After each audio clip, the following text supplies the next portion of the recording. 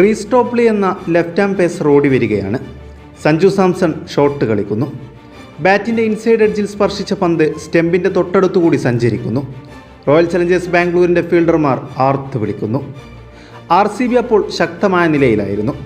184 എന്ന വിജയലക്ഷ്യം ഭേദിക്കാനിറങ്ങിയ രാജസ്ഥാൻ റോയൽസിന് ആരംഭത്തിൽ തന്നെ യശസ്വി ജയ്സ്വാളിൻ്റെ വിക്കറ്റ് നഷ്ടമായിരുന്നു. 0-1 എന്ന സ്കോറിലാണ് സഞ്ജു ബാറ്റിങ്ങിനിറങ്ങിയത്.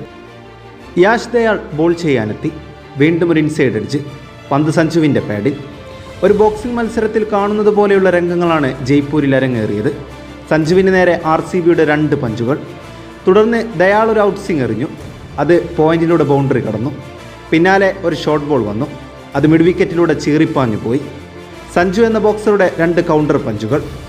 ഇയാൻ ബിഷപ്പ് കമൻട്രി ബോക്സിലൂടെ അലറി വിളിച്ചു. സഞ്ജു സ്വന്തം മസിൽ പ്രദർശിപ്പിക്കുകയാണ്. പിന്നീട് RCB ചിത്രത്തിലില്ലായിരുന്നു. ജോസ് ബട്ട്ലറും സഞ്ജുവും അഴിഞ്ഞാടുക തന്നെ ചെയ്തു. ഡാഗർ എന്ന സ്പിന്നറുടെ T20 ക്രിക്കറ്റിലെ എക്കോണമി നിരക്ക് 6.68 ആയിരുന്നു.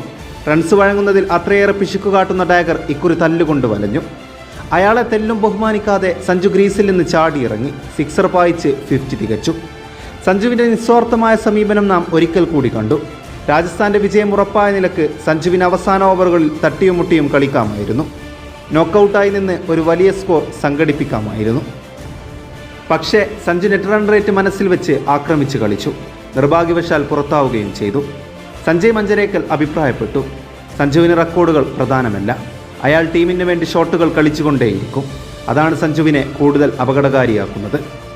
IPLൽ 4000 റണ്ണുകൾ സഞ്ജു പൂർത്തിയാക്കിയിട്ടുണ്ട്. ആകെ 16 പേരാണ് ആ നാഴികക്കല്ല് കീഴടക്കിയിട്ടുള്ളത്. അവരിൽ 3 പേർക്ക് മാത്രമാണ് സഞ്ജുവിനേക്കാൾ സ്ട്രൈക്ക് റേറ്റ് ഉള്ളത്. പക്ഷേ സഞ്ജു എന്ന ഇമ്പാക്ട് പ്ലെയർ അടുത്ത T20 ലോകകപ്പിലും പുറത്തിരുന്നേക്കും. ഏകദിന ശൈലിയിൽ T20 കളിക്കുന്ന താരങ്ങൾ ലോകകപ്പിൽ ഇന്ത്യൻ ജേഴ്സി അണിയും. കോമാളിക്കൂട്ടം എന്ന് വിശേഷിപ്പിക്കാവുന്ന സെലക്ടർമാരുടെ വികൃതികൾ. 2003 ലോകകപ്പിൽ സച്ചിൻ തെണ്ടുൽക്കർ ഷൊയ്ബ് അക്തറിനെതിരെ കളിച്ച അപ്പർ കട്ട് ഇന്നും എന്നെ രോമാഞ്ചമണിയിക്കുന്നുണ്ട്. അപ്പോൾ ഞാനൊരു സ്വപ്നം കണ്ടിരുന്നു, ഒരു മലയാളി എന്നെങ്കിലും ഇതുപോലൊരു ഷോട്ട് കളിക്കുമോ. ആ സ്വപ്നം സഞ്ജു പൂർത്തീകരിച്ചിട്ടുണ്ട്. മുഹമ്മദ് സിറാജിനെതിരെ അയാൾ കളിച്ച അപ്പർ കട്ട് നോക്കൂ. വായുവിൽ ഉയർന്നു ചാടിക്കൊണ്ട് ഒരു എലഗൻ ഹിറ്റ്. ലോക പ്രശസ്ത ബോക്സറായ മൈക്ക് ടൈസൺ ഇടിക്കൂട്ടിലെ നോക്കൌട്ട് പഞ്ചിനെ കുറിച്ച് ഒരു അഭിമുഖത്തിൽ വിശദീകരിക്കുന്നുണ്ട്. ബോക്സറുടെ ശാരീരിക വലിപ്പമല്ല പ്രധാനം, എതിരാളിയെ നാം കബളിപ്പിക്കണം. നമ്മുടെ നോക്കൌട്ട് പഞ്ച് വരുന്നത് അവൻ അറിയരുത്. RCBയുടെ ഏറ്റവും വലിയ ബോളറാണ് ടോപ്ലി. അയാൾക്കെതിരെ സഞ്ജു ഒരു ഓഫ് ഡ്രൈവ് പായിച്ചിരുന്നു. അതായിരുന്നു സഞ്ജുവിൻ്റെ നോക്കൌട്ട് പഞ്ച്.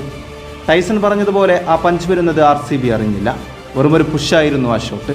പക്ഷേ 2 ഫീൽഡർമാരുടെ നടുവിലൂടെ പന്ത് അതിർത്തി കടന്നു. ആ നിമിഷത്തിൽ RCB തിരിച്ചറിഞ്ഞിട്ടുണ്ടാവണം, ഇന്ന് രക്ഷയില്ല. ഫോമിലുള്ള സഞ്ജുവിൻ്റെ പഞ്ചുകൾക്ക് ക്വിൻ്റൽ കണക്കിന് ഭാരമുണ്ട്.